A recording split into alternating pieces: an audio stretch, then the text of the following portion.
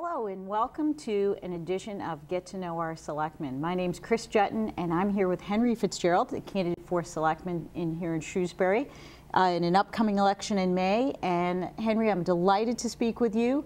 We're going to take the next half hour to learn as much as we can about you. Our viewers are certainly curious, so welcome to the show. Well, thank you, Chris. Henry, can you start off, just let us know a little bit about you in terms of, you've been here in Shrewsbury for a long time, and just tell us a little bit about yourself. Well, I had the opportunity to go to WPI, and I graduated in the mid-'70s. And after that, looking around for a place to go, I spent a year in Boston. I got married to my wife, Jean, and when we were looking, we said, well, where can we possibly move to? And we thought about Central Mass. Because we were a little bit more familiar. My wife was from Worcester, and we settled in Shrewsbury in 1977. So I've been here ever since and involved in the community in a number of different ways. Obviously, you have children. They grow up, they get involved in the school system. I have a son, Thomas, and a daughter, Colleen. Both graduated from the public school system and have gone on to nice careers on their own. And for myself, a lot has happened, and we're going to get into that. Oh, that's terrific. Well, Henry, you were here in Central Mass, working, raising a family, living in Shrewsbury. Tell us a little bit about your professional background. I know more and more as government gets, even local government gets complicated, people really like to see what people have done in their professional life, to see if that skill set could match being in the executive branch. So tell us a little. I know you had a great career and you've moved into the consulting part of your life. Tell us a little bit about that. So I've had a few different careers. Early in my career, I actually started to work for the Gillette Company in South Boston and moved on to a few smaller medical companies. But in 1983, moved to a company called Genzyme Corporation. I was employee number 90. It's a company that grew to over 12,500 people when I left last year. And I had a number of different positions in that company, so I'll focus on that.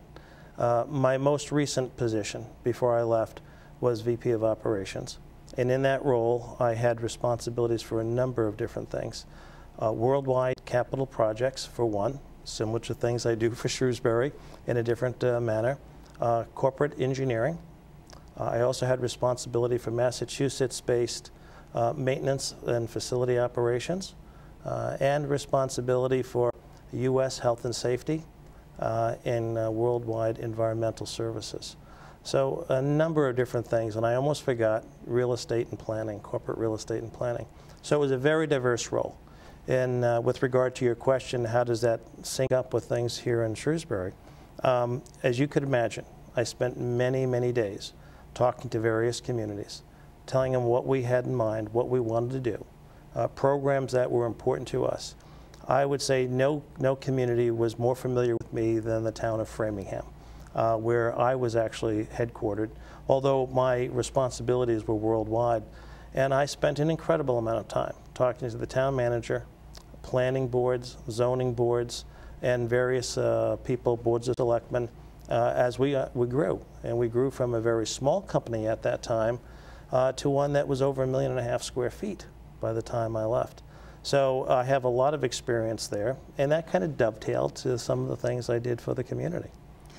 Well, in that tone, Henry, you have been busy, and I certainly want our viewers to know that you've been busy really moving the bar for Shrewsbury in terms of its building projects and things that we needed to get done to build consensus.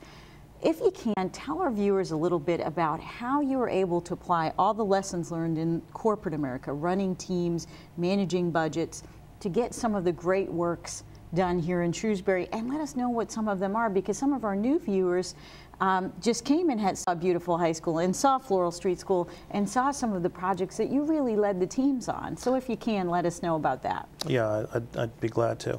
It actually starts before my corporate career.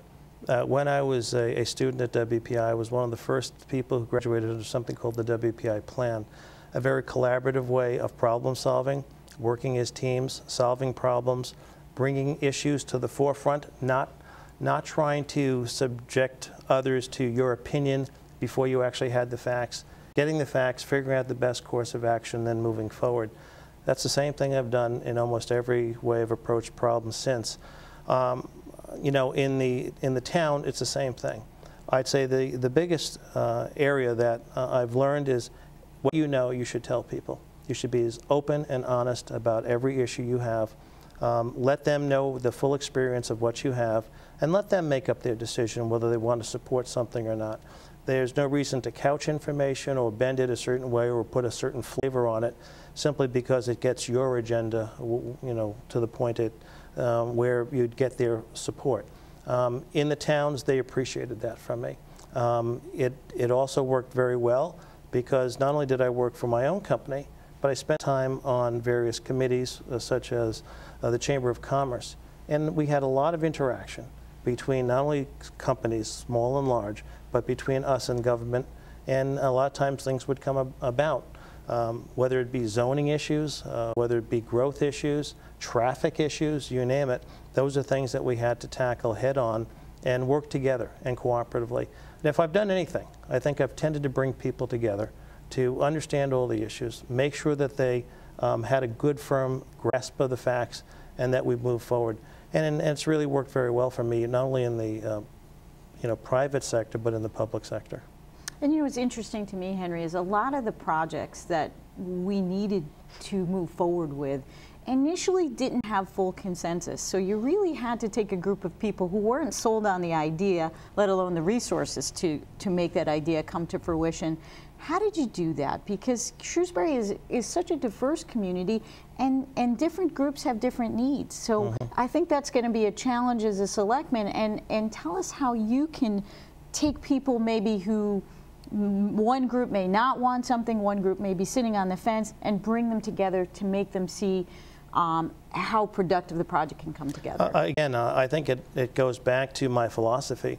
For the most recent Sherwood middle school project, I think a lot of people watched the meetings we had leading up to a townwide vote for the debt exclusion. And I think most people found that I was believable for the facts I presented and not necessarily trying to, again, project something that wasn't there.